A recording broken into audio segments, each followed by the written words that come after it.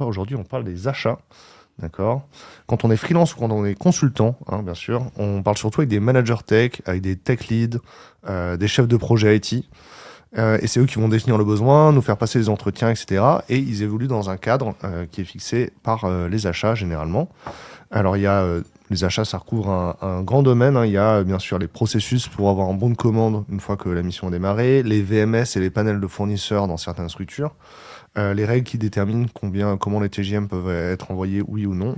Tout est OK de notre côté, nous dit super utilisateur. Merci super utilisateur ou utilisatrice. Bonjour Camille. La plupart du temps, c'est des mécanismes qu'on voit de loin. Et aujourd'hui, on a la chance de briser le quatrième mur parce qu'on reçoit Camille qui va nous en parler aujourd'hui. Ça va Camille ? Bonjour, ça va, super, très contente d'être là. Et on a également Alexandra avec nous. Est-ce que vous connaissez déjà tous Alexandra ? Ils vont Peut-être répondre. pas tout le monde, non. Bonjour à tous. Du coup, Alexandra, tu es directrice commerciale chez In-Situ. Aujourd'hui, Tout à tu fait. joues le rôle de l'avocate des freelances. Je vais surtout essayer d'être la plus neutre possible et réagir en fonction de ce qui se passe sur le marché. Alors Camille, donc, toi tu es experte en achat de prestations intellectuelles et IT avec plus de 15 ans d'expérience. Exactement, tout Bravo. à fait. Tu as Une vraie travaillé, passion. dans plusieurs secteurs, industrie lourde, industrie ferroviaire, conseil, retail, assurance. Exactement. On a tout dit. Voilà. Ouais. Et aujourd'hui, du coup, tu as rejoint la société Jeco en tant qu'associé. Et donc, vous faites du conseil à 360 degrés sur les axes achats, performance et transformation digitale. Une offre de produits achats autour de la prestation actuelle est également en cours de développement à destination des directions des achats. Il faut vous suivre sur les réseaux sociaux. Tout à fait. Suivez-nous, on mettra de l'actualité au fur et à mesure. Et en effet, c'est un lien avec le thème d'aujourd'hui. Comment on anime la relation achat entre les fournisseurs, les freelances et les directeurs achats des grandes entreprises. Du coup, on a de la chance, t'es un peu la seule personne qui fait en même temps le côté presta, conseil comme nous et le côté J'ai la double achat. casquette, exactement. Voilà. Désormais, j'ai la double casquette. Donc, tu fais partie des nôtres en même temps, quoi. Hop là, tout le monde dit bonjour. Bonjour tout le monde, bonjour Aurélie, bonjour Célia. Alors, les grandes questions aujourd'hui qu'on va se poser. Alors, comment les clients ils décident vraiment du TJM d'une mission ? Ça, c'est vraiment la première grande question qu'on va se poser. La deuxième question, qu'est-ce qui fait la valeur d'un freelance pour le client ? Comment on peut l'apprécier ou non ? Et comment nous, on peut faire la différence entre un freelance ? Et enfin, la grande question, c'est au-delà du prix, comment on mesure la performance ? Comment on mesure le ROI ? Et ça, c'est tout un système. J'ai trouvé ça fascinant pendant la préparation. Vraiment. Hop, côté audience, il faut que du coup vous posiez des questions qui sont précises. Ça peut être votre cas particulier ou un retour d'expérience particulier qui vont dans le sens de ce conducteur. Même si vous n'avez pas le temps de voir la troisième question parce que vous êtes parti manger, on y répondra et vous verrez sur le replay. Est-ce que c'est cool ? C'est cool. Super. Hello depuis PACA avec toute l'agence. Du coup, c'est Nawel dans la PACA. Manon qui représente l'axe Lille-Bruxelles, bien sûr.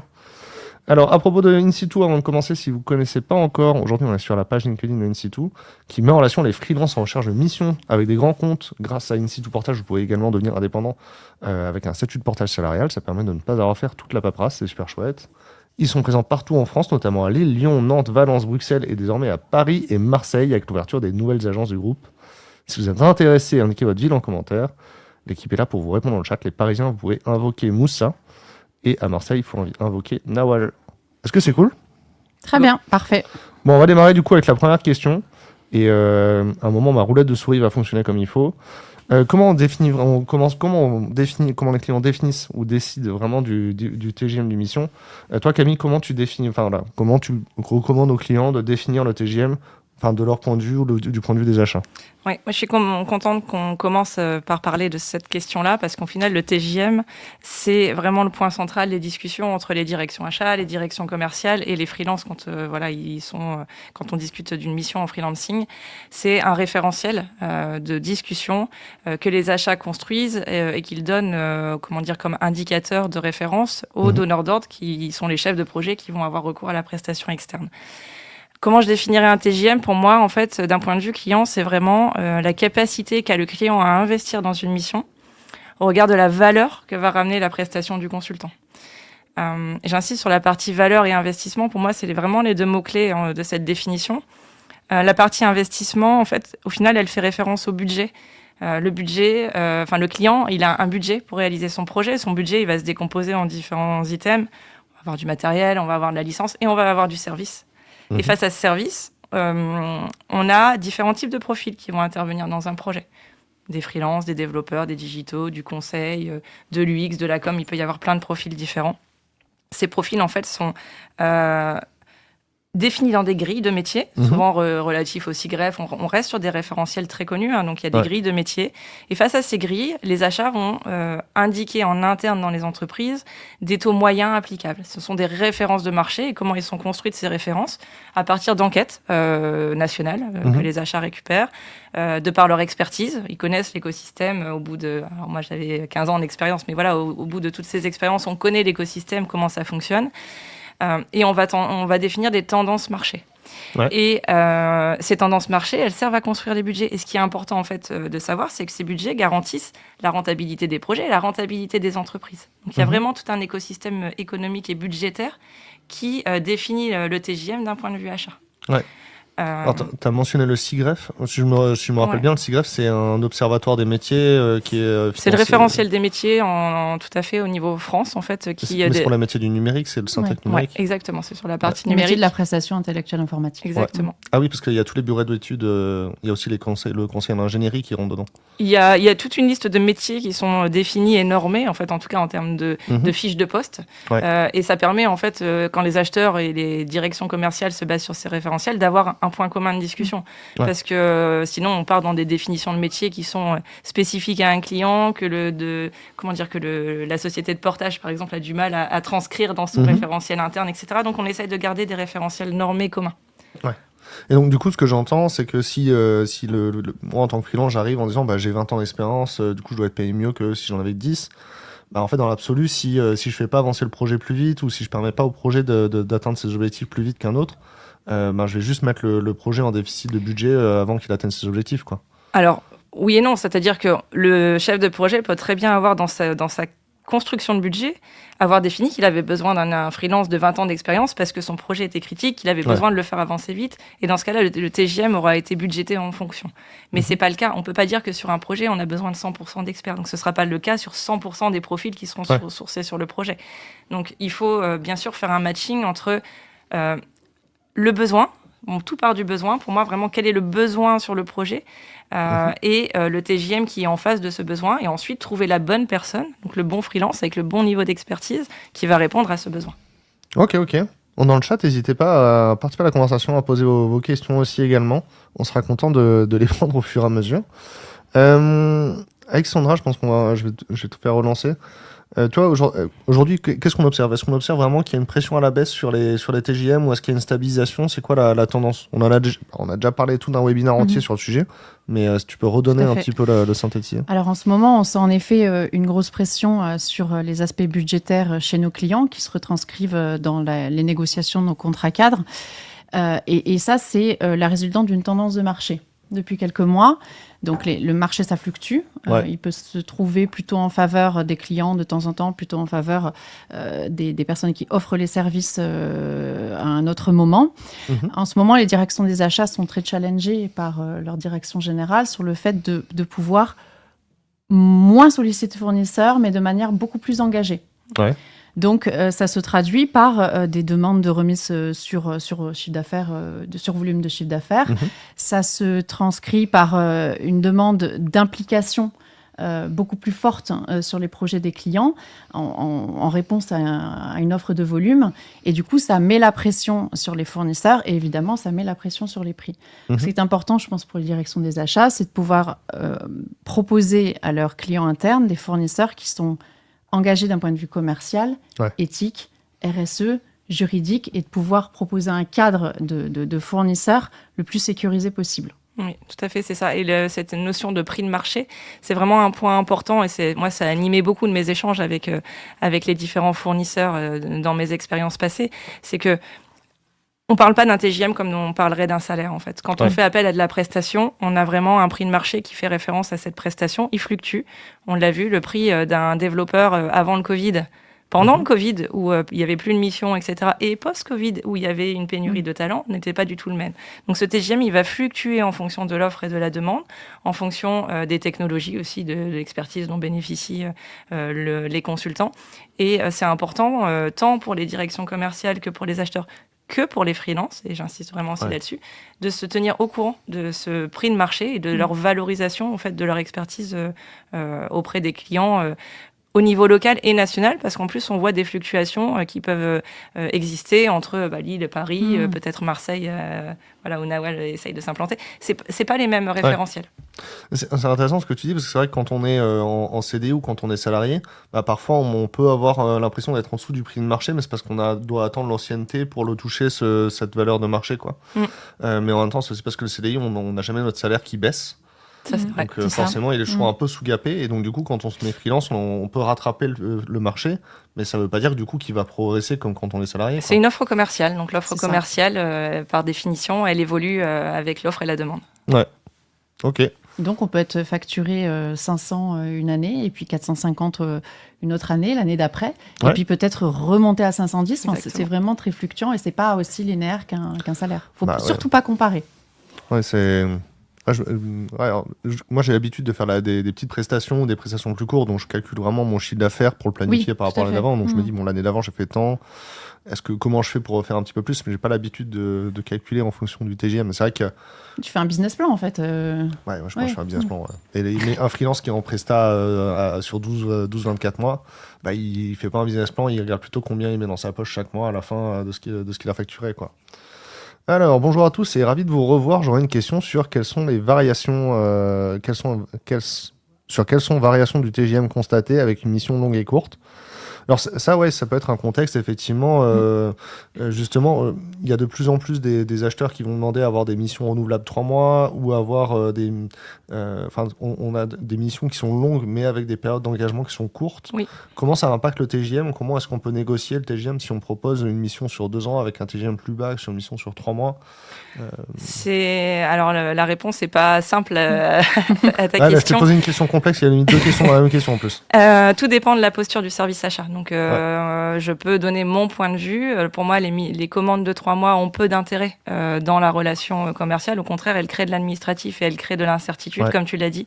Moi, j'ai toujours incité, en fait, quand j'étais en fonction au sein des services achats, à avoir des commandes qui représentent la durée provisionnelle de l'engagement. Les contrats cadres, ensuite, sont construits pour pouvoir sécuriser tant le freelance, l'intervenant, que la société cliente dans le fait qu'un projet peut s'arrêter pour cause de rupture budgétaire, changement de stratégie. Il peut y avoir 1000 raisons pour lesquelles, en fait, au final, on ne va pas au bout de la durée prévisionnelle.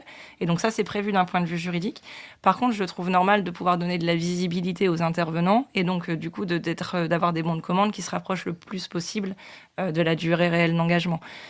Je sais qu'il y a encore beaucoup de directions achats qui fonctionnent sur des renouvellements de 3 mois, mais généralement, Alexandra, tu pourras me contredire, mais généralement, les directeurs commerciaux, ou en tout cas les chargés d'affaires, arrivent à avoir de la part du métier une indication sur la durée réelle de la mission, et c'est là-dessus qu'il faut que le freelance se base. Et ensuite, pour répondre précisément à la question, oui, il y a une différence de TJM entre une mission courte et une mission longue. La mission courte aura un TJM plus élevé parce que moins de visibilité et moins d'engagement. Est-ce qu'il y a un ratio entre les deux ? Non, je pense pas et je le connais pas, donc je veux pas m'aventurer dans des théories. Mais en tout cas, oui, une mission courte, et quand on parle de mission courte, c'est quelques mois, quelques semaines, quelques mois, aura un TJM de facto plus élevé qu'une mission sur 12 mois.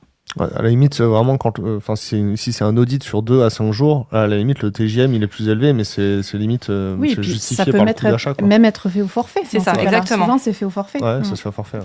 Je pense qu'il y a ça aussi, c'est que... Alors, on répond à la question en ouvrant d'autres portes, mais il n'y a pas que le TJM non plus. Il y a d'autres modes d'intervention quand on est freelance ou quand on est en société de conseil. Quand on est sur des prestations courtes, parfois, en effet, on va privilégier la partie forfaitaire. Et c'est un autre mode d'engagement et ça permet aussi d'avoir de la visibilité et de construire son business plan. On en parlait tout à l'heure. Ouais.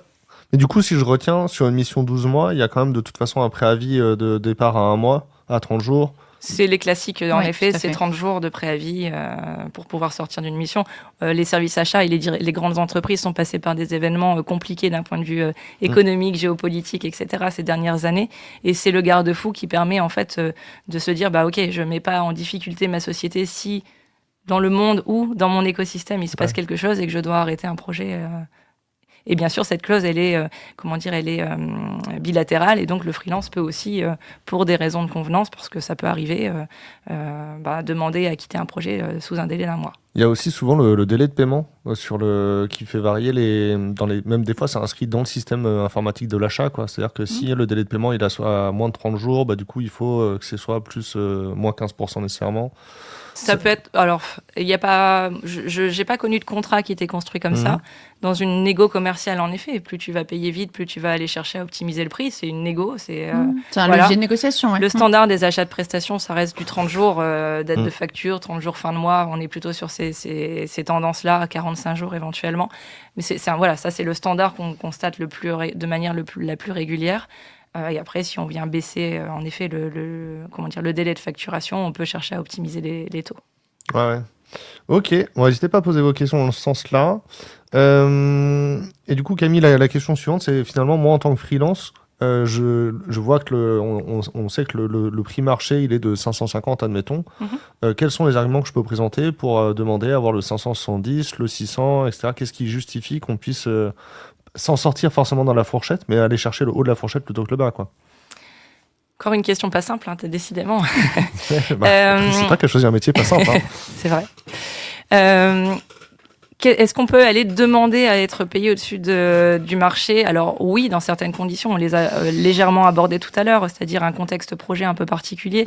Mais le début de réponse que je voudrais donner, c'est... on ne peut pas forcer un client à payer 570 parce qu'on estime valoir 570. En fait. Je l'ai dit tout à l'heure, le client, en fait, il a un brief de mission, il a un budget associé à ce brief de mission, il a défendu auprès de sa performance, de son contrôle de gestion, de sa direction suivant les structures, la rentabilité de son projet sur la base de ce budget qui a été construit. Tout écart devra être justifié. Donc le 570 versus le 550, lui, il va devoir le justifier, imputer d'autres postes de dépenses pour tenir la rentabilité de son projet. Donc il le fera que si le contexte de sa mission en fait le pousse à le faire. Donc on dit planning parfois un peu compliqué, début de projet pareil compliqué, on se rend compte qu'au final on tiendra peut-être pas le delivery et que il faut peut-être mettre un peu plus d'expertise à un moment donné et donc aller chercher un peu plus de valeur, mais pour au global tenir les engagements du budget. Mais on forcera jamais un client, en fait, de par sa valeur, à dire moi, je vaux 570, tu avais prévu 550, donc s'il te plaît, fais un effort.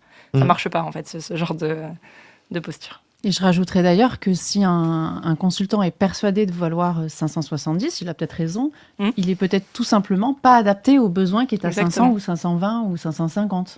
Voilà. Donc peut-être qu'il est surdimensionné par rapport aux besoins émis par le client. Ça peut être une des réponses. C'est vrai. Et c'est en fait, encore une fois, en fonction des évolutions de marché, certains clients ont eu tendance à se dire OK, j'ai mon budget, le marché se porte bien, c'est OK pour moi, donc je vais pas faire de la surqualité, mais en tout cas, je vais m'entourer des meilleurs experts. Je suis sûre que ça fonctionne comme ça. Mais c'est plus le cas aujourd'hui, en fait. Les budgets sont tendus, les contextes économiques le sont également, et on va chercher à optimiser au maximum. Donc des experts, oui, bien sûr, il en faut. Il en faudra tout le temps. Et ce TJM moyen, il sera parfois dépassé sur certains profils. Néanmoins, la tendance globale est quand même à aller chercher une optimisation, et Alexandra le ressent en tant que directrice commerciale. C'est vraiment le message des directions achats, c'est 80-20, 80% dans le standard et allez, 20% en écart sur des cas très spécifiques, sur des projets stratégiques, mais pas sur la globalité en fait des engagements des sociétés. Il y a aussi l'idée que si tu prends quelqu'un, admettons, tu as un freelance qui a l'habitude de travailler à 700, il est d'accord pour travailler à 550 sur cette mission-là, il y a quand même beaucoup de chances pour que dans 6 mois, il demande à sortir parce qu'il a trouvé une mission mieux payée, quoi. Donc il vaut mieux trouver tout de suite le freelance qui est au juste prix ou qui est bien dimensionné. Oui, raison de plus. Oui, c'est vrai. C'est vrai. Je pose la question parce que c'est une intuition que j'ai en tant que prestataire, mais je ne sais pas s'il y a ce reflet du côté achat. Alors si, il y a tout à fait ce reflet du côté achat. C'était un des arguments que je donnais aussi dans les discussions quand j'en avais avec les freelances et les donneurs d'ordre. C'est très bien l'expertise, mais généralement, elle est pour moi plus ponctuelle qu'une mission, on va dire, standard qui va avoir des durées plus longues. Donc cet expert, ok, tu dois le prendre pour sécuriser ton projet, très bien, mais comment tu le sécurises sur une durée courte pour impacter de manière raisonnable, on va dire, le budget de ton projet? On va entrer dans la deuxième partie des questions. En plus, on a déjà posé des questions sur la valeur. Amine, lui, nous dit que la meilleure approche, c'est de décrocher la mission et il renégociera le TJM après. En vrai, on n'a pas forcément l'opportunité de faire ça. Il y a des fenêtres où on peut en négocier la mission dans le contrat, contractuellement, comment c'est encadré? Alors, c'est une mission. Alors, un contexte de mission, un brief de mission, c'est, comme je l'ai dit tout à l'heure, un type de profil, une expertise, débutant, maîtrisant, senior, et un TGM moyen associé. La réévaluation voudrait dire que le contexte de la mission a changé. Ouais. C'est le seul cas légal qui sécurise tout le monde, hein, à la fois le freelance, la société de portage et le service achat et la société cliente, de renégociation autorisée. Pourquoi ? Parce que sinon, après, on tombe dans des dérives de délits de marchandage et de prêt de main-d'œuvre, qui fait que, alors je cite Amine parce que voilà, c'est lui qui a posé la question, mais si Amine estime qu'il a fait une formation et que du coup son TJM doit augmenter, en fait, en tant que responsable achat, je n'achète pas Amine, j'achète une prestation de. Et cette prestation, elle a un prix et je ne peux pas la faire évoluer aussi simplement que ça. Ouais, je comprends. Le délit de marchandage, ce serait qu'un prestataire dit moi, je garde la connaissance intellectuelle. Si tu ne m'augmentes pas, je sors de la mission et tu perds beaucoup de choses, quoi. Ça, c'est à ça que ça ressemble le marchandage ? C'est le délit de marchandage, en fait, c'est sourcer en externe, mais recruter non pas une compétence, donc un développeur, c'est recruter nommément une personne. Et cette personne, je vais la faire évoluer au sein de mon équipe. Donc elle va rentrer en développeur débutant, elle va passer en maîtrisant, elle va passer en lead dev, etc. Et elle va gravir comme ça, et son TJM va évoluer, parce qu'on va estimer qu'il prend de l'expérience, etc. Alors qu'en fait, le brief de la mission n'a pas évolué. Et ça, c'est du délit de marchandage et du prêt de main-d'œuvre, parce qu'au final, ce que dit la législation française, c'est qu'un client qui a un besoin dans le long terme, comme ça, d'une compétence qu'il va faire évoluer comme si c'était un interne, il aurait dû recruter. Et voilà, passer par un process interne avec... C'est super clair. Et du coup, pour compléter ce que dit Camille, si à un moment donné, Amine, pour reprendre son cas, pense qu'il est nécessaire pour lui de faire évoluer son TJM, en fait, soit il faut qu'il sorte de mission, et qu'il prenne une autre mission, soit qu'au sein même d'un client, il puisse intervenir sur un tout autre projet avec un autre rôle et une autre définition de besoin. Exactement. Et là, c'est OK. Si, évidemment, le nouveau besoin justifie le nouveau TJM. Attention, on est toujours corrélé. La question de David va me permettre de faire un peu de vocabulaire. Lui, il dit avant, on indexait les TGM sur l'indice Syntec, ça se fait plus depuis 20 ans. Alors, moi, j'ai l'impression que c'est quand même un truc qui a sauté. Alors, je vais ajouter un détail, c'est que quand il y a eu le Covid, Syntec a gelé son indice au lieu de le faire descendre, quoi. Donc, c'est vrai que c'est plus forcément un indicateur qui est très fiable si le syndicat, il le gèle quand il a des problèmes, quoi. Et d'un autre côté, en fait, le TJM, on utilise le mot depuis tout à l'heure, mais quand on est tout seul, c'est un TJ, pas un TJM. Oui, t'as raison. Le M, il n'a pas de nécessité. C'est ça, le TJM, il a du sens dans un contrat cadre avec une grosse ESN qui va prester beaucoup de prestations et à ce moment-là, ça vaut le coup d'indexer le TJM sur un indicateur qui est macroscopique comme l'indice Syntec. Alors, le TJM d'un point de vue achat, c'est le taux de marché. Donc, il sera obligatoirement M, c'est-à-dire que moi, je regarde le taux journalier moyen d'un profil développeur, d'un profil chef de projet, d'un profil PO. Mais en effet, quand on est freelance, c'est son taux journalier, point final. Oui, si on veut être très précis sur le lexique, exactement. Et du coup, ça n'a pas forcément de sens pour une personne qui est dans un contrat d'indexer son contrat sur l'indice Syntec, parce que l'indice Syntec, il peut avoir augmenté parce que le cloud est en tension, alors que le développeur, il est plus du tout en tension et il a baissé, quoi. De toute façon, c'est des choses que... la remarque est juste. Ça existe, l'indice Syntec. On le regarde. Il a été repris par Numéum. On le regarde. On le suit d'un coin de l'œil. Mais l'application de cet indice, c'est plus dans la base des discussions entre les directions achats et les directions commerciales. On regarde vraiment plutôt la valeur et le prix de marché des différentes compétences en fonction de l'économie locale, nationale, etc. Voire internationale. Mais... si je regarde l'entièreté des contrats cadres qu'on a aujourd'hui avec les clients grands comptes, l'indexation de l'indice Syntec, elle est peut-être plus que dans 15% de nos contrats cadres. À peu près, si je devais donner une grosse maille comme ça, oui. En même temps, encore une fois, faudrait qu'il y ait... dès que le compte a une surface métier qui est large, du coup, plus c'est large, plus c'est... moins ça a de sens. Moins ça a de sens. Oui, tout à fait, oui. Si c'est un client qui achète que du développeur Java très précis, etc., à la limite, l'index, il peut marcher, mais... Oui, tout à fait, il sera probablement faux en plus, vu que c'est pas forcément les devs Java qui font le marché, quoi. Ou pas, hein. Et, du coup, on passe sur la question suivante. Qu'est-ce qui fait la valeur d'un freelance pour le client? Au-delà du prix, maintenant, on commence à parler plus de la performance. Et la première question, Camille, c'est vraiment, quand comment on sait que le freelance, c'est le bon freelance pour la mission? Une fois qu'il a démarré à 2, 3, 4, 5 mois, à quoi on voit que le freelance, il délivre vraiment la valeur promise, quoi? Oui. Il y a plusieurs axes qui sont regardés sur la qualité de la prestation. Alors, il y a le delivery au sens premier du terme. Est-ce qu'il il est au bon niveau d'expertise et il est capable de délivrer, de produire les livrables au bon niveau de qualité tel qu'attendu par le chef de projet ou l'entreprise. Mais il y a aussi le freelance dans son écosystème. Comment il va intégrer l'entreprise, prendre du recul par rapport à l'écosystème de son client. Amener une valeur ajoutée. C'est-à-dire que moi, j'ai toujours dit, quand on fait appel à une prestation externe, c'est pour pouvoir bénéficier justement du savoir-faire que ce consultant a acquis dans d'autres secteurs d'activité, chez d'autres clients, de bonnes pratiques, de capacité de faire monter en maturité au final son client, de par son expertise qu'il a acquis sur d'autres projets. Et donc, pour moi, c'est vraiment ça. C'est pas juste la théorie, rester vraiment sur la pratique stricto sensus de son métier, c'est l'ouverture que va amener ce freelance à son projet, à son client ou voire à l'entreprise au global quand on a des missions un peu plus ouvertes. Et en même temps, il y a toujours un effort d'adaptation, c'est-à-dire que chaque client a des process. Exactement. Même si je suis un développeur Java qui est censé produire du code, j'ai quand même besoin de développer mon réseau dans la boîte pour avoir les bonnes personnes et comprendre en interne. C'est pour ça que quand je parle d'écosystème, c'est aussi être capable de s'adapter aux clients. Parce qu'on a beau être le meilleur expert sur son domaine, dans son métier, on peut pas arriver avec la théorie et dire bah voilà, c'est comme ça qu'il faut faire. Pourquoi ? Parce que les niveaux de maturité des clients, ils fluctuent énormément et on peut pas. On doit y aller step by step, si je devrais prendre une image en fait, et amener son client à monter en maturité. Donc on doit très vite comprendre en tant que prestataire l'environnement dans lequel on intervient et les marches à gravir pour vraiment accompagner cette montée en maturité et faire que la mission au global, tant sur la partie réalisation, livrable, etc., soit un succès, que vraiment l'ouverture qu'amènera le freelance au sein de l'équipe. Ouais. Et d'ailleurs, ce qui fait vraiment la valeur d'un freelance, c'est aussi cette capacité à pouvoir amener son expertise externe qu'il aura acquis chez différents clients avec différents contextes et avoir le curseur d'adaptation en fonction de son client actuel. Tout à fait. Et là, s'il est bien positionné là-dessus, la mission, il y a de grandes chances qu'elle soit une réussite. Je suis en train de lire la question, c'est pour ça que je peux pas soutenir vos regards à lire les questions. La question, elle a l'air complexement posée, en tout cas, au moins. Aujourd'hui, quels sont les leviers que vous, en tant qu'acheteur, vous activez pour maîtriser vos coûts au global, au-delà du TJM, sur lequel vous attendez un vrai accompagnement de vos partenaires fournisseurs? Est-ce que la question est claire pour toi? Je pense. En tout cas, je vais essayer d'y répondre. Si la réponse est un peu à côté, n'hésitez pas à repréciser la question.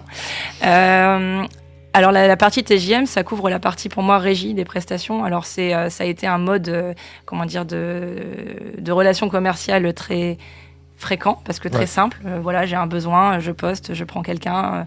Je ne fais pas vraiment de prévisionnel sur la charge. Voilà, au jour le jour, j'anime un peu cette mission. Et puis, il va y avoir d'autres modes d'engagement où on va aller chercher de l'optimisation. On a parlé très brièvement tout à l'heure du forfait. Le forfait, quelque chose d'assez classique dans les ESN, qui s'est un peu étiolé sur les dernières années, mais qui revient. Il faut savoir que les freelances peuvent proposer des forfaits également. On avait travaillé là-dessus dans le passé, moi sur certains projets, où on a essayé de monter des collectifs de freelance pour accompagner un client final. Et pour moi, c'est des choses aussi sur lesquelles on va plus parler du coût de TJM, on va parler d'expertise, on va parler de livrable, on va regarder un prix global sur lequel on est capable de donner de la visibilité, d'amener de la valeur. Et pour moi, c'est vraiment des modes d'engagement sur lesquels il va falloir aussi... challenger, se challenger, s'auto-challenger, parce que là, il y a deux intervenants, à la fois les directions commerciales et les directions achats, qui doivent prendre le point pour réussir à construire des nouvelles offres et amener de la nouvelle valeur sur le marché. Ouais. Non, alors du coup, moi j'aime beaucoup de travailler au forfait parce que ça remet la valeur ajoutée au centre. C'est la question, c'est pas combien je coûte, c'est combien ça vaut ce que je corrige comme problème. Donc effectivement, je suis assez d'accord. Et David dit qu'il est content de t'entendre dire que l'ouverture et l'enrichissement d'une ressource extérieure, c'est important et il voudrait qu'il y ait plus de clients qui le pensent. Est-ce que tu penses que toi, quand tu fais du conseil, c'est quelque chose qui est nouveau pour les clients quand tu apportes ce genre de discours ou tu penses que c'est quand même quelque chose qui est généralement admis dans la communauté de métier des acheteurs, tu vois? De quel point? Excuse-moi, j'ai pas compris. Sur l'ouverture et l'exogène qu'apporte un freelance dans la société, tu vois, ou un consultant. J'ai du mal à parler pour mes confrères des autres directions achats. En tout cas, pour moi, ça me semble tellement logique.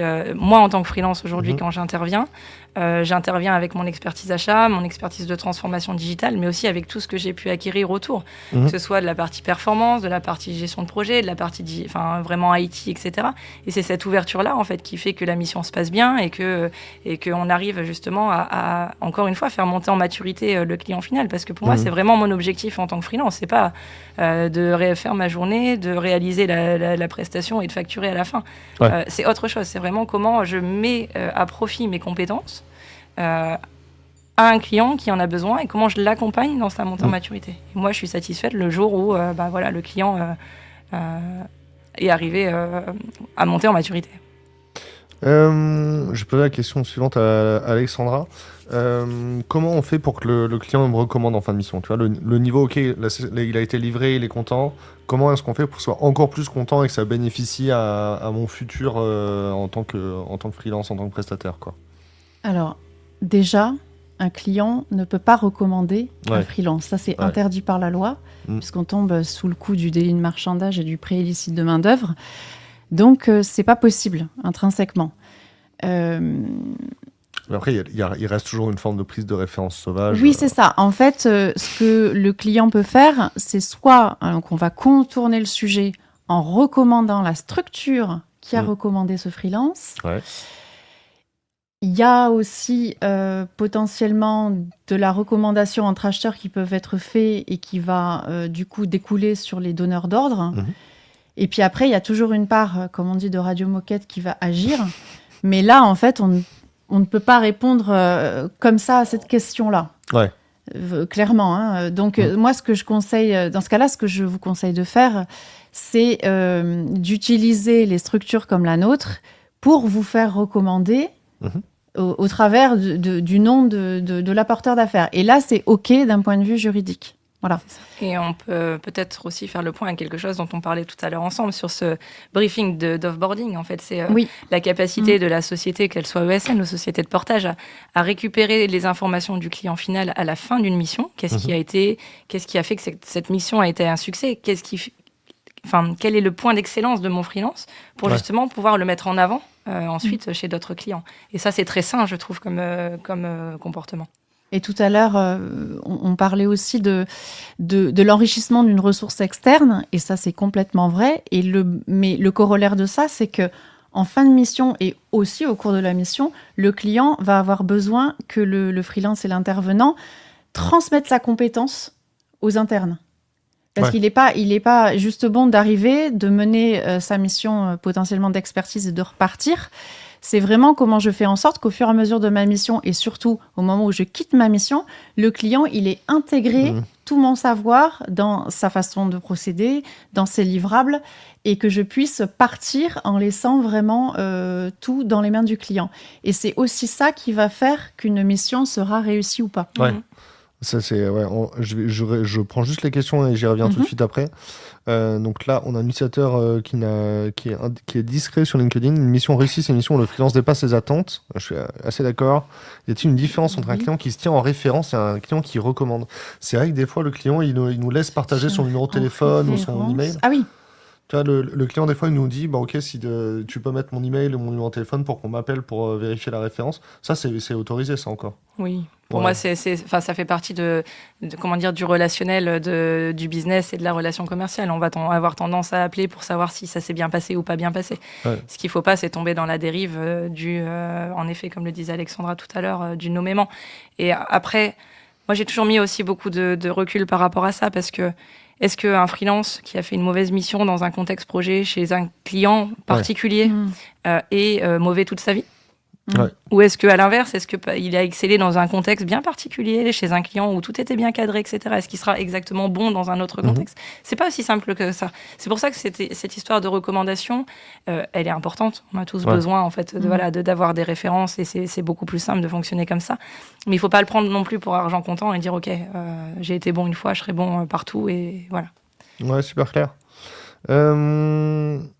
Du coup, tu disais, on parlait de l'offboarding. Est-ce que c'est vraiment quelque chose, parce que j'ai vraiment l'impression que la majorité des freelances, quand ils sont dans une mission, ils sont en croisière sur une mission qui pourrait durer 5 ans et ils pensent pas à la fin. Là, ce que vous dites, c'est que vraiment penser à la fin de la mission dès le premier jour, penser à l'offboarding chaque jour de la mission, c'est important. Oui. Ou est-ce que je suis passé d'un extrême à l'autre? Non, du tout. Tout est lié, je pense. Tout est lié. En effet, alors la durée de la mission, c'est encore un sujet. On pourra y revenir après.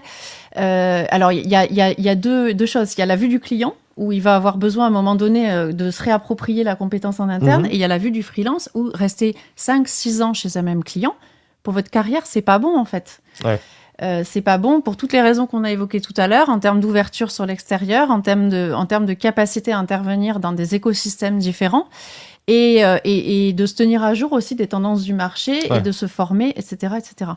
Souvent, c'est très sécurisant de se dire, voilà, j'ai une mission long terme et j'ai de la visibilité, j'arrive enfin à avoir de la visibilité et je me sens en zone de confort. Mais en effet, en termes de plan de carrière, on va perdre tout ce côté un peu ouverture qu'on a amené au départ et on va avoir tendance à être moins valorisé que ensuite, quand on se retrouve en recherche de mission, qu'un autre freelance qui aura eu plusieurs expériences, qui se sera formé, qui aura bénéficié de plus d'ouverture. Parce que des fois, j'ai aussi l'impression, tu vois, je retravaille un dossier de compétences avec un freelance la semaine dernière, il a que des expériences qui font 2 ans, il y en a une qui fait 3 mois. C'est quoi la question qu'on te pose dessus? Parce que, moi, j'hésiterais quand même à l'enlever, tu vois, cette expérience de 3 mois, parce qu'elle peut attirer des mauvaises questions d'entretien. Ça va dépendre, en fait. Si c'est une mission d'expertise, ça peut durer 3 mois, mais ça peut même durer 1 semaine, c'est pas un sujet. Tout dépend du contexte de la mission. En fait, à chaque fois nous, in situ, quand on rencontre des freelances et qu'on cherche à découvrir leur parcours pour savoir comment on peut positionner leurs compétences chez un client, on va systématiquement poser la question des conditions d'arrivée dans la mission et des conditions de sortie. Donc, qu'elle dure 2 semaines, 3 ans ou 1 an et demi, la question se posera. Et on aura besoin de comprendre l'onboarding et l'offboarding de la mission. Lui, son argument, c'était que, en fait, c'est ce client-là en particulier, du coup, on lui demandait s'il avait envie d'y retourner à chaque fois. Oui, bien sûr. Parce que du coup, ça lui permettait de dire que oui, il a fait une fois une mission, et puis la mission, finalement, a duré 3 mois parce qu'il y a un interne qui a été recruté alors que c'était pas prévu. Oui, en mode transition, en mode management de transition, potentiellement, oui. Donc, c'est plutôt un succès. Donc c'est une question. Alors, question longue. J'ai souvent observé que se mettre à l'écoute trop tôt avant la fin de mission n'était pas productif 2 ou 3 mois avant. La plupart des porteurs d'affaires vous identifient comme dispo alors que lorsque vous êtes sur le point de l'être. Alors, il y a un sujet. Il y a 2 sujets dans la question. Quand on disait de penser à la fin de mission dès le début de la mission, on ne pensait pas à trouver la mission d'après. On pensait à bien passer la fin de mission à ton client. C'était ça le sujet. Après, c'est vrai que tu me diras, Alexandra. C'est plus une question pour nous, ça peut-être, oui. Moi, j'ai l'impression que le temps entre l'émission du besoin, le moment où vous le recevez et le moment où il est staffé, des fois, c'est 48 à 112 heures, quoi. Donc, un freelance qui me dit dans 3 mois, je suis dispo, compliqué de le garder en tête 3 mois, quoi. Alors, on est souvent, nous, dans le métier du freelancing, sur des temps courts, des cycles de vente courts, comme on dit chez nous, mais qui ont tendance à se rallonger. Alors, ça, je pense que personne ne va me contredire. Les cycles de vente ont tendance à se rallonger. Donc, évidemment, le plus confortable pour nous, c'est de travailler avec 4 à 6 semaines de visibilité sur la disponibilité d'un freelance.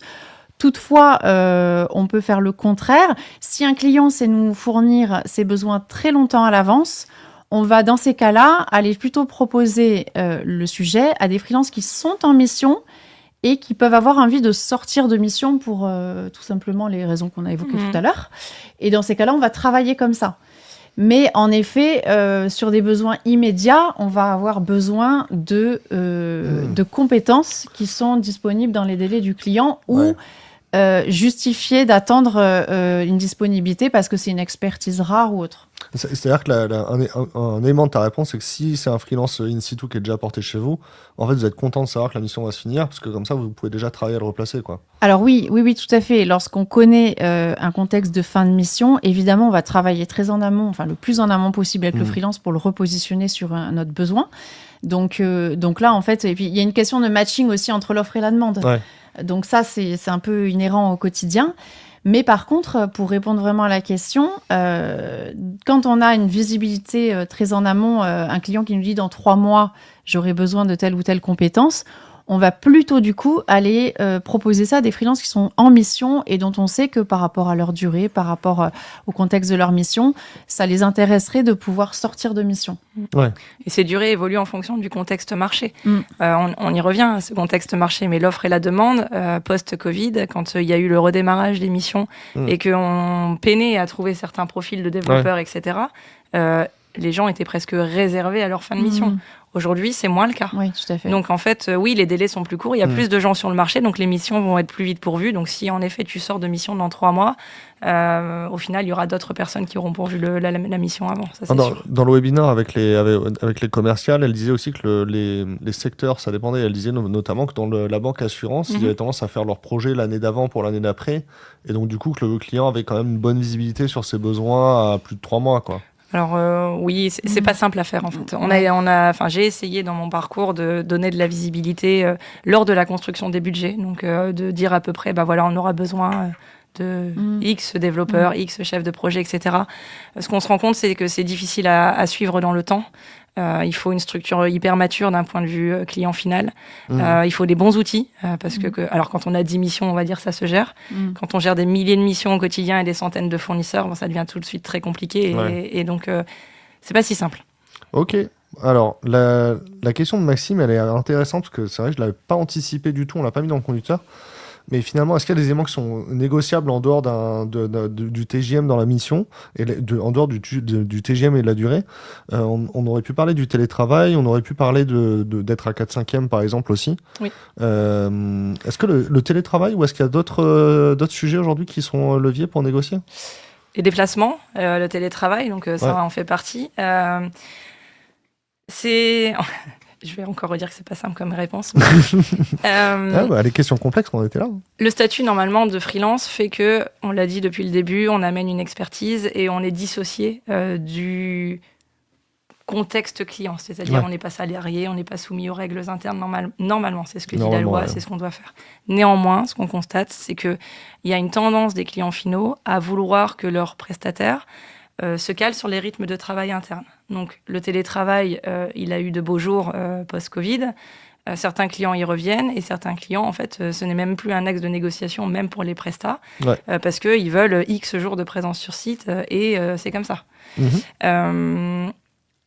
Cette réponse, elle est à nuancer en fonction de l'expertise. C'est-à-dire que si je suis un expert hyper rare sur mon domaine, que j'habite à Marseille et que mon client est à Lille, il va être OK pour du télétravail. Il n'y a pas de problème, en fait. Parce qu'il va avoir besoin de cette expertise-là et qu'elle est rare.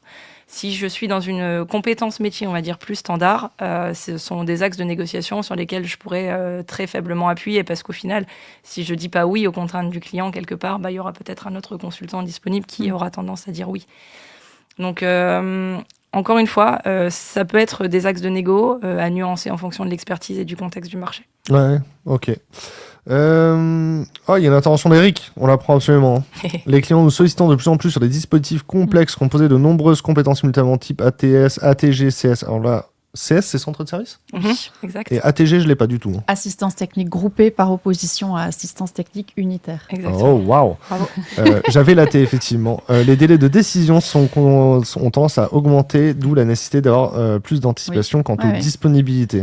Oui, c'est ce que je disais tout à l'heure. En fait, les cycles de vente se rallongent et c'est aussi lié à ce que dit Eric, c'est-à-dire que, et je te laisserai compléter, c'est que les directions des achats, comme je le disais tout à l'heure, challenge de plus en plus leurs fournisseurs pour en avoir moins, mais plus engagés.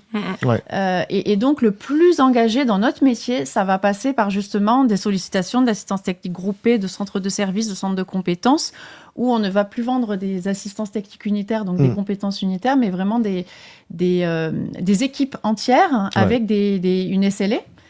Qui est liée à la prestation de ces équipes entières. C'est l'un des leviers qu'utilisent nos directions, les directions des achats avec lesquelles on travaille pour challenger leurs fournisseurs et nous challenger. Tout à fait, ça permet de recoller au budget et d'avoir une flexibilité au niveau de la prestation en fait, qui est recherchée actuellement. Donc, en effet.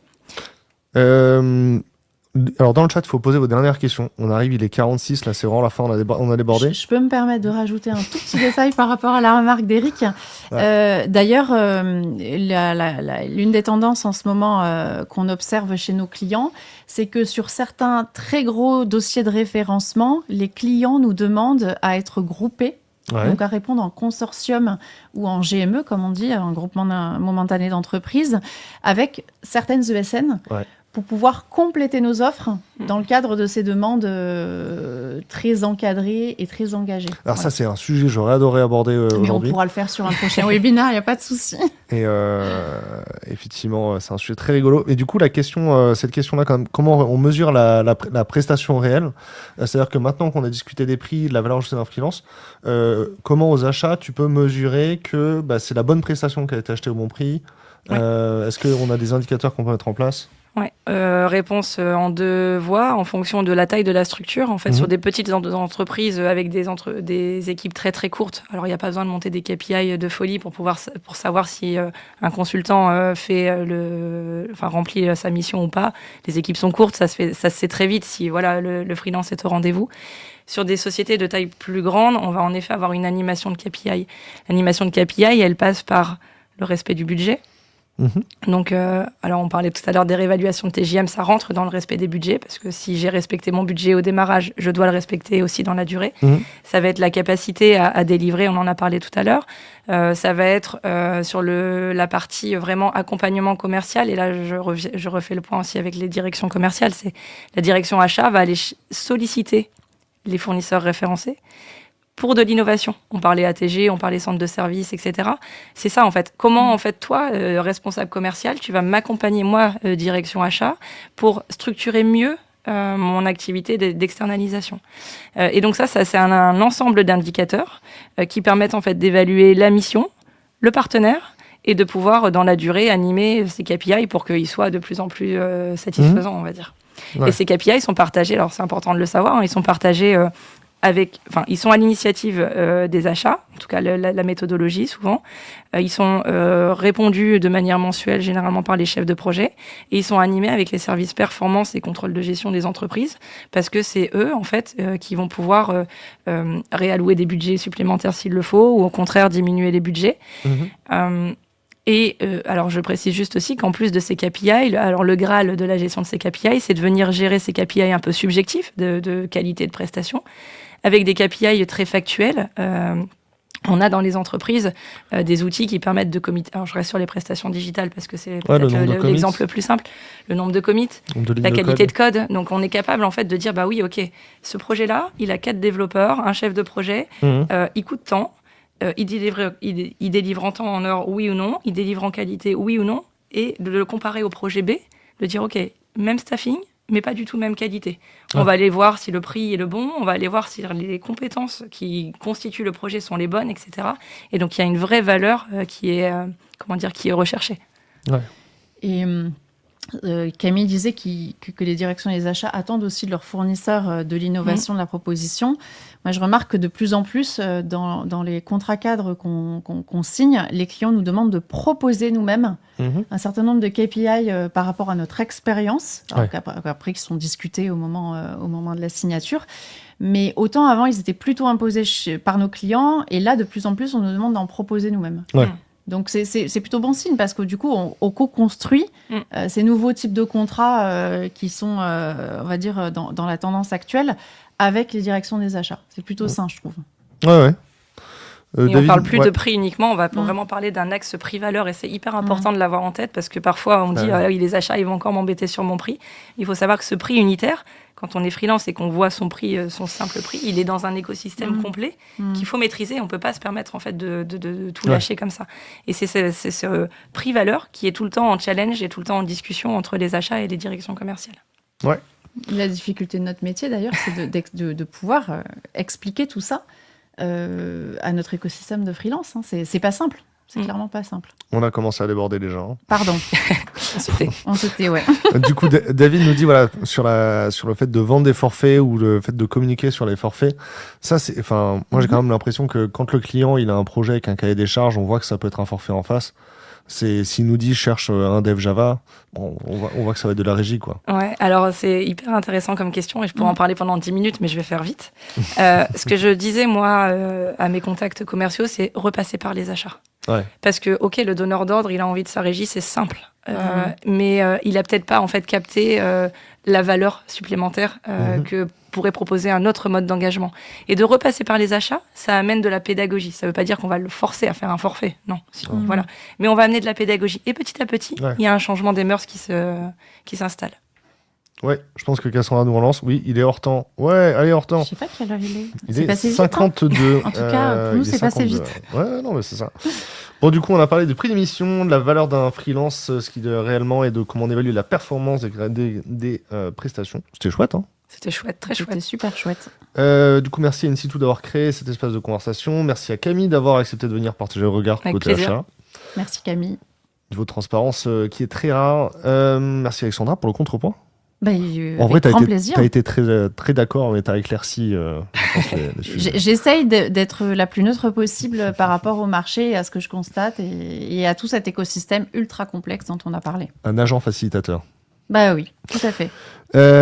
Et du coup, merci à tous les gens qui ont posé des questions dans le chat, c'était super chouette. Les webinaires In-Situ, c'est chaque mois et il faut s'abonner à la page In-Situ pour être notifié des prochains événements.